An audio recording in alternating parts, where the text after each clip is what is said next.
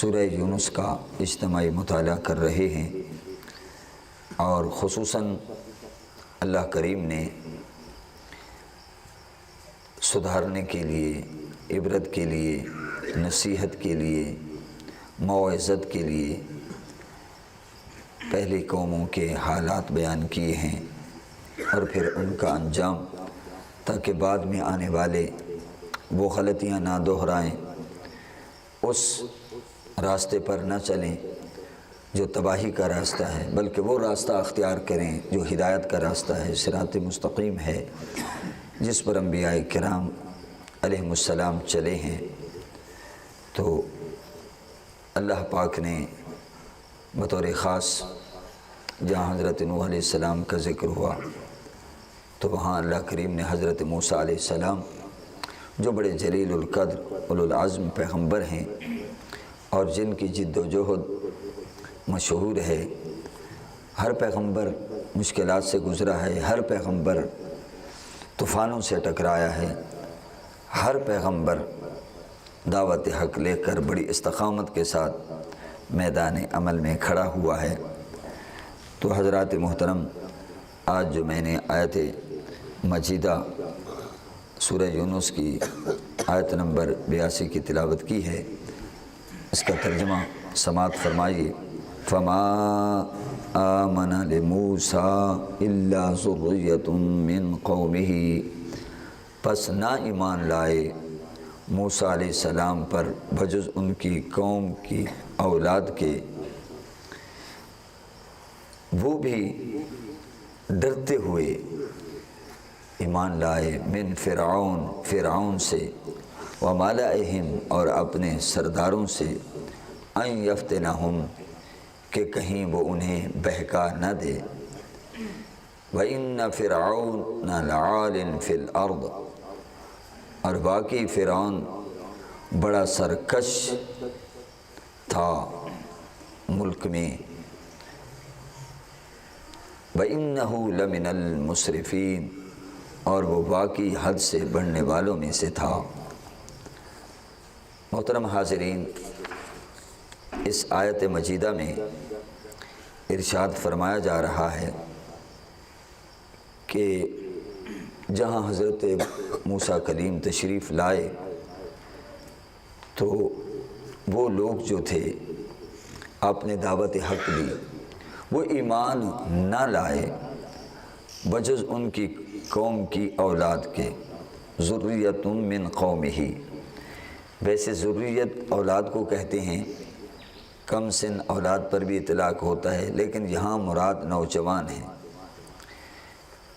یعنی آپ کی دعوت کو نوجوانوں نے قبول کیا اور وہ بھی ڈرتے ہوئے۔ بوڑھے جو لوگ تھے وہ تو ویسے اندر سے کھوکھلے ہو چکے تھے، غلامی در غلامی کی زنجیروں میں وہ جکڑے چلے آ رہے تھے، اور پھر وہ جو فرعون تھا بڑا جابر بادشاہ تھا، اس نے تو حضرت موسیٰ علیہ السلام کو بھی قتل کی دھمکی دی کہ اس سے پہلے کہ معاملات بگڑ جائیں ان کو قتل کر دیا جائے۔ تو ظاہر ہے جب جو داعی ہیں، جب ان کے قتل کی دھمکیاں دی جا رہی ہیں، ان کو قتل کرنے کی وارننگ دی جا رہی ہے، تو جو ان پر ایمان لائے گا تو وہ بھی خطرات سے خالی نہیں ہوگا۔ تو ایسے میں ایمان لانا اپنے آپ کو خطرات میں ڈالنا تھا۔ تو ظاہر ہے کہ نوجوان ذرا بات رکھتے ہیں، جذبات سے سرشار ہوتے ہیں، تو وہ بوڑھوں کی بنسبت زیادہ تعداد میں وہ ایمان لائے اور حضرت موسیٰ علیہ السلام کے ساتھ کھڑے بھی ہوئے۔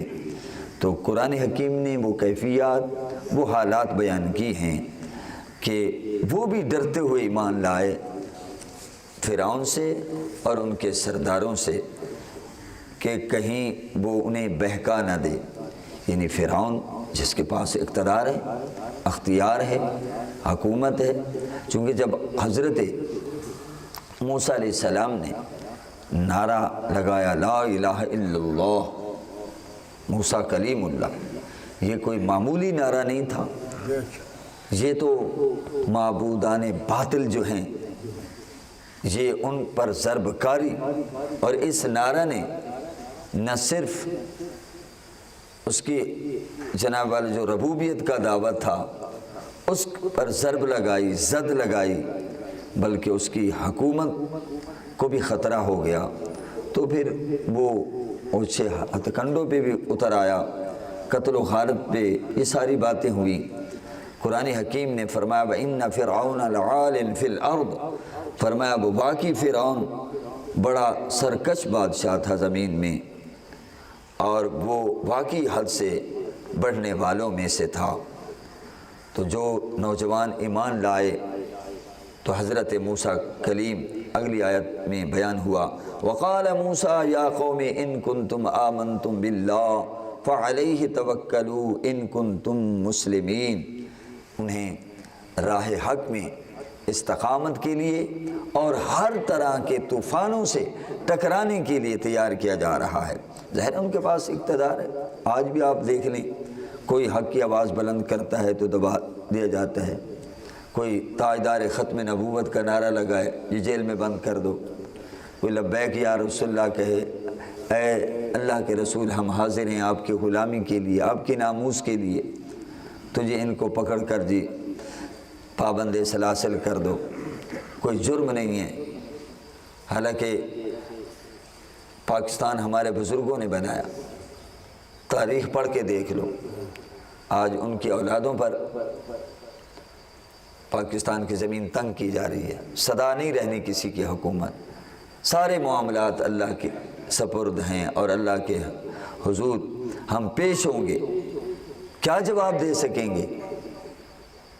کہ اس لیے نوجوانوں کو جیلوں کی نظر کر دیا گیا تھا بلا وجہ کہ وہ ہمارا نام لیتے تھے، رسول کی ناموس کا نام لیتے تھے، رسول کی عزت کا نام لیتے تھے، اور اسی کے تحفظ کے لیے بات کرتے تھے۔ اللہ محفوظ فرمائے۔ سوچ اقتدار ایک نشہ ہوتا ہے، جس کو اقتدار مل جائے وہ ہر حال میں اس کو بچانا چاہتا ہے، ہر حال میں، چاہے جتنا بھی خون ہی کیوں نہ بہانا پڑے، وہ اقتدار کو بچانا چاہتا ہے۔ فرعون 500 سال تک رہا، کہاں ہے اس کی حکومت، کہاں ہے وہ کر و فر؟ سارا کر و فر دریائے نیل کے اندر غرق ہو گیا، سارا کر و فر جاتا رہا، رہے نام تو اللہ کا۔ آج موسیٰ علیہ السلام کا نام جگمگا رہا ہے، جو وقت کے جابر سے ٹکرائے، اور وہ نوجوان جو ان ظالموں سے ٹکرا گئے۔ ہوش کے ناخن لینے چاہیے، قرآن پڑھنا چاہیے، ہم مسلمان ہیں، جو حق کی بات کرے اس کو غور سے سنو، ان کی حکومت کو خطرہ پڑ جاتا ہے۔ اللہ اکبر، کرو حکومت، تم بندوں کی طرح حکومت کرو، مسلمان ہو، ریاست مدینہ کا نام لیتے ہو تو پھر ریاست مدینہ کی جو بنیادیں ہیں ان پر کام کرو، جو اصول ہیں، جو ضوابط ہیں، جو ہدایات ہیں، جو تعلیمات ہیں، ان پہ کام کرو، دنیا تمہارے ساتھ ہوگی۔ اسلامی نظام نافذ کرنے کا مولوی نے ٹھیکہ نہیں لے رکھا، آپ نے کلمہ نہیں پڑھا، آپ نے بھی تو کلمہ پڑھا ہوا ہے۔ جب آپ نے کلمہ پڑھا ہوا ہے تو آپ کی بھی ذمہ داری ہے، آپ سے پوچھا جائے گا، بلکہ آپ سے تو زیادہ پوچھا جائے گا کہ آپ لوگ ریاست مدینہ کا نام لیتے ہو، لیکن کہیں بھی ریاست مدینہ کی جھلک نظر نہیں آتی۔ جو ایسی بات کریں پکڑ کر کے اس کو اندر کر دو، کوئی بات نہیں۔ اس طرح کے معاملات چلتے رہتے ہیں، وہ سہ رہے ہیں، برداشت کر رہے ہیں، لیکن افسوس ہوتا ہے کہ جن کے بزرگوں نے پاکستان میں قربانیاں دی ہر طرح سے، ہر طرح سے، اور یاد رکھیں ہمارے بزرگوں نے کہا تھا آل انڈیا سنی کانفرنس کے اندر یہی کہا تھا متفقہ طور پر کہ اگر بالفرض مسٹر جناح قائد اعظم رحمۃ اللہ علیہ مطالبہ پاکستان سے دستبردار ہو بھی گئے، ہم نے پاکستان لے کر رہنا ہے اور بنا کر رہنا ہے۔ ہمارے بزرگ مشائخ نے، علماء نے، عوام اہل سنت نے ساتھ دیا ہے، ان کو گلی بند گلی سے جنم نہ لگاؤ اور بند نہ کرو، اللہ تعالیٰ ہدایت عطا فرمائے۔ تو دیکھیے حضرت موسیٰ علیہ السلام نے کہا یا قوم، اے میری قوم، سبحان اللہ، اب ان کے ڈھارس بندھا رہے ہیں، ان کو تسلی دے رہے ہیں، ان کو ماشاءاللہ مضبوط کر رہے ہیں کہ دیکھیے تم حق پر ہو، اور جو حق پر ہوتا ہے امتحانات تو آتے ہیں، آزمائشیں تو آتی ہیں۔ فرمایا اے میری قوم ان کنتم آمنتم باللہ، اگر تم اللہ تعالیٰ پر ایمان لائے ہو تو سن لو، فعلیہ توکلوا، تو اسی پر پھر بھروسہ رکھو۔ کیا ہوا ان کے پاس اقتدار ہے، کیا ہوا ان کے پاس اختیار ہے، کیا ہوا ان کے پاس حکومت ہے، کیا ہوا یہ اس نے خدائی کا دعویٰ کر رکھا ہے، لوگ ڈرتے ہیں، اس کے کارندے جاسوس ہر جگہ پھیلے ہوئے ہیں، لیکن تم اللہ پہ بھروسہ کرو، بالآخر آخری نتیجہ اللہ کی طرف سے نکلتا ہے، ان کنتم مسلمین، اگر تم سچے مسلمان ہو۔ سبحان اللہ۔ اچھا، لفظ مسلمان ہی آپ نے استعمال کیا، اور یاد رکھنا اسلام سب کا مشترکہ دین رہا ہے۔ اسلام کا معنی ہے مان لینا، سر جھکا دینا، تسلیم کر لینا۔ سبحان اللہ۔ اپنی خواہشات کو قربان کر دینے کا نام اسلام ہے۔ تو فرمایا ان کنتم مسلمین، اگر تم سچے مسلمان ہو۔ تو سبحان اللہ، جب آپ نے ان کو ہمت بندھوائی کہ تم حق پر ہو، تم سچ پر ہو، تم صراط مستقیم پر ہو، تم اللہ کے راستے پر ہو، مشکلات تو آتی ہیں، مصائب تو آتے ہیں، اور طوفان بھی آتے ہیں، مگر بات سن لو، ارادے جن کے پختہ ہوں، نظر جن کی خدا پر ہو، تلا تم خیز موجوں سے وہ گھبرایا نہیں کرتے۔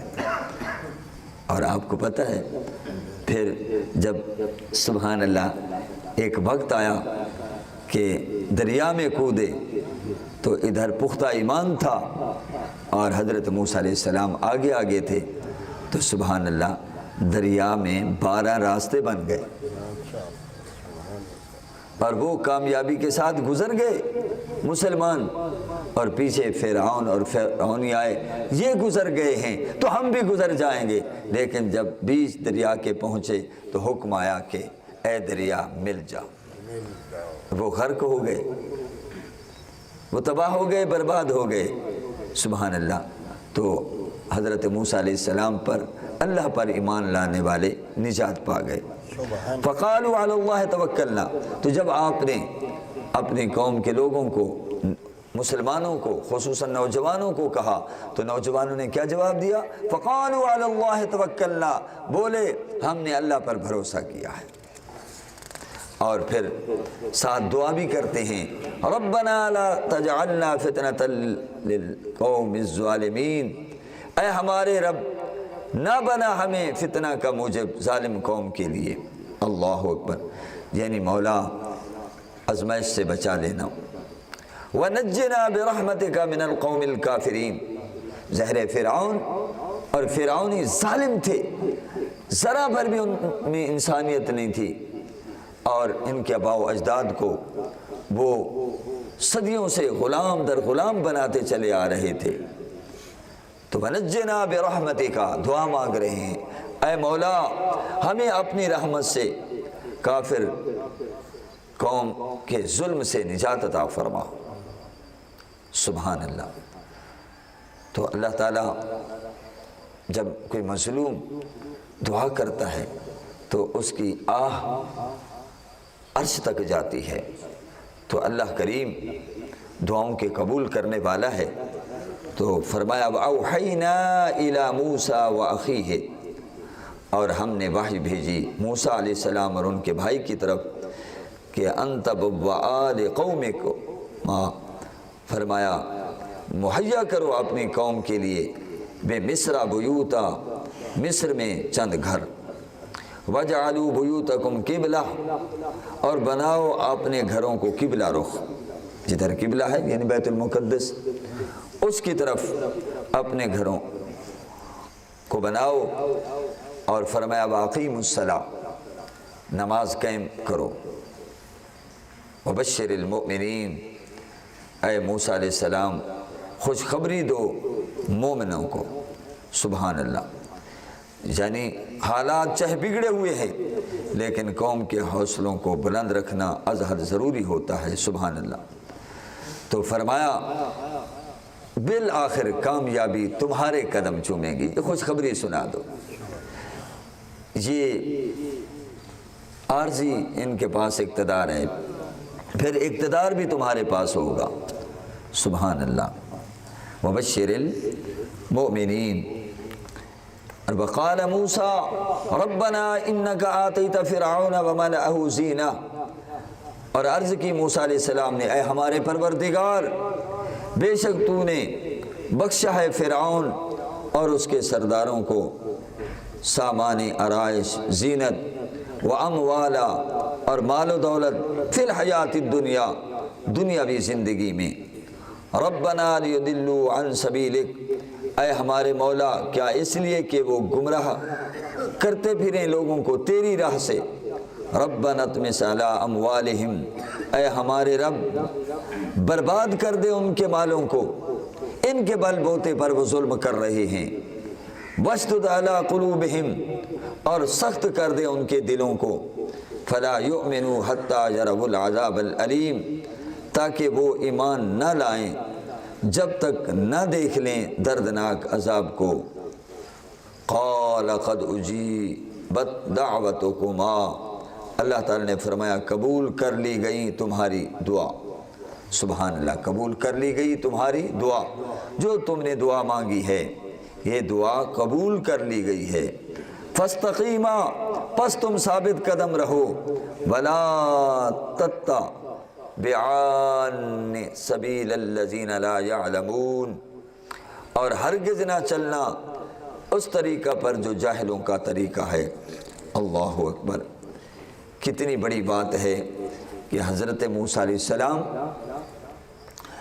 دعا مانگ رہے ہیں مظالم سے نجات کے لیے بھی اور ان کی ہلاکت کے لیے بھی۔ ظاہر ہے کہ کتنا عرصہ بیت گیا، مسلسل مظالم سہتے ہوئے، اور وہ نافرمانیوں پر نافرمانیاں کرتے چلے آ رہے ہیں۔ پیغمبر نے دعا کی تو وہ دعا قبول ہوئی۔ بالآخر چشم فلک نے دیکھا جنہوں نے اللہ کی مخالفت کی، اللہ کے رسول کی مخالفت کی، وہ بالآخر انجام سے دو چار ہوئے، اور ایمان لانے والے، راہ مستقیم اختیار کرنے والے کامیاب ٹھہرے۔ وآخر دعوانا ان الحمد للہ رب العالمین۔